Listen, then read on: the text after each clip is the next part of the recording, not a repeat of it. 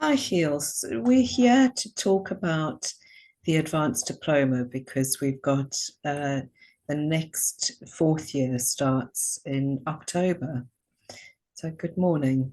Um, and I guess we're also here to share that we've got an open evening. There's one on the 15th of March and then another one on the 24th of April. Um, so I guess my question, I think what we need to speak about is what's good and important about doing the fourth and potentially the fifth year.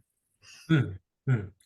Yeah, so I'm very happy to be witnessing the process very nearby as the year lead at the moment for the fourth and fifth year, and also being part of the weekends. And what I think is so interesting about the advanced diploma is that um, when you graduate as a counselor, you're set to go and you go out and meet your clients.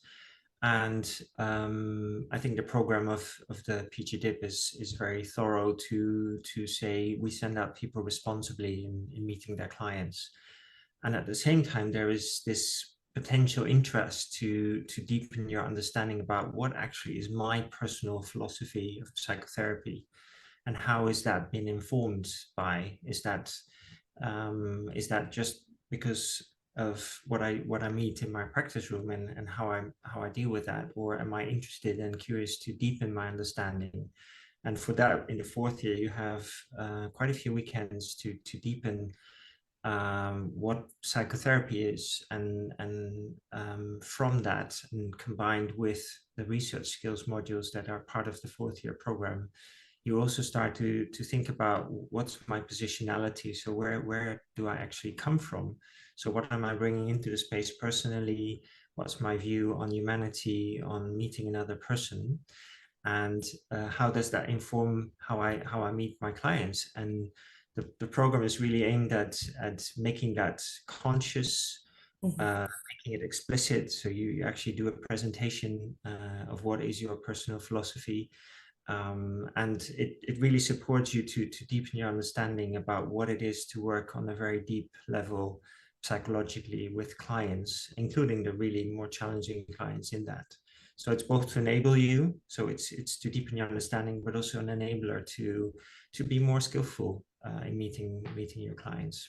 So I think that's why it's really quite exciting. And then of course, if you continue on to the fifth year and you want to pick a particular topic and really dive deep into it and really get a thorough understanding of it, and actually perhaps even generating an understanding that is worth to share with the community afterwards. That's quite a challenging, but also quite an interesting adventure, I think, to engage with. Yeah, there's 2 points. The one that I'd like to pick up briefly, the one is about the personal philosophy.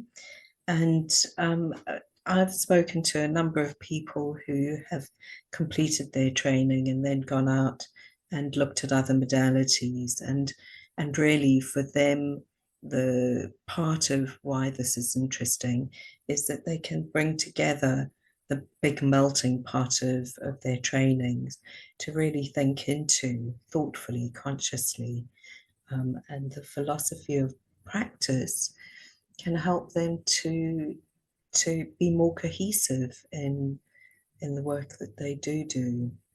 Yeah, yeah, I could understand that. Yeah. Yeah, yeah. So it's rich and it's full, um, and it's not easy because it's a really extended practice. It's an advanced practice. Yes, yes, and that's what you see with students who are currently studying, that they are both really enthused by really revisiting all the different aspects of what psychotherapy is, as well as sometimes getting into a space like, wow, this is seriously studying, and it is. It's really a serious studies that you engage with. Mm, mm. And the second point that I wanted to pick up on is this the research piece um, and what people tell me is that they end up really being enthused by their subject matter. So if I look at past students, they've gone on and written books to really continue that development. So whilst it can be potentially quite hard because the research is really honing your thinking, it's also potentially part of what informs your life. So we've got a past advanced diploma person who's going to be doing a CPD on erotic transference. So there's lots of opportunity. Yeah, definitely. Yeah, and it's really, if I look at my own example, at the time I was writing my thesis, although that was in the Netherlands, I was looking at how can you bring psychosynthesis into organizations. So what would that look like? So we still work from a psychosynthesis starting point and viewpoint, and then at the same time we broaden the spectrum, or we deepen it depending on the topic that you're researching. Like, for example, how do you look at erotic transference through a psychosynthesis lens could be the topic of study. And in my case, I was looking at what does it actually mean when you would introduce psychosynthesis in an organization? So how would that look like? And then relating that to other management organizational principles that are around and that are perhaps more mainstream. So that was, for example, one of the things I researched at the time.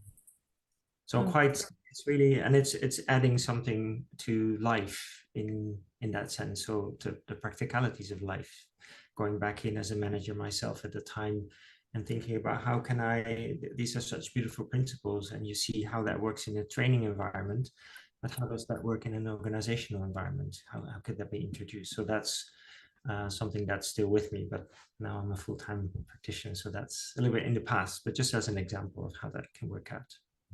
Oh, lovely. Thank you.